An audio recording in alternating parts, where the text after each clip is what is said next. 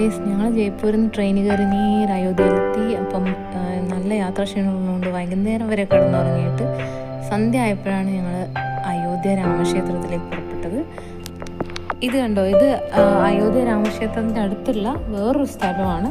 പക്ഷേങ്കിൽ ഇവിടെ നമുക്ക് ഒരുപാട് കാഴ്ചകളുണ്ട് കാണാൻ വേണ്ടിയിട്ട്. അപ്പോൾ ശിവക്ഷേത്രത്തിലേക്കാണ് നമ്മൾ ആദ്യം പോയത്. അപ്പോൾ അവിടുന്ന് പൂജയ്ക്കുള്ള സാധനങ്ങളൊക്കെ വാങ്ങിയിട്ട് നമ്മൾ ശിവക്ഷേത്രത്തിലേക്ക് പോയി.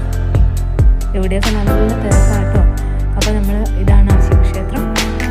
അവിടുന്ന് പൂജയൊക്കെ കഴിഞ്ഞ് അവിടെ ചുറ്റുമുള്ള കാഴ്ചകളൊക്കെ കണ്ടിട്ട് നമ്മൾ ഇനി നേരെ നമ്മൾ പോകാൻ പോകുന്നത് ഈ സ്ഥലത്തേക്കാണ്. ഇവിടെ നമ്മൾ ജസ്റ്റ് 2-3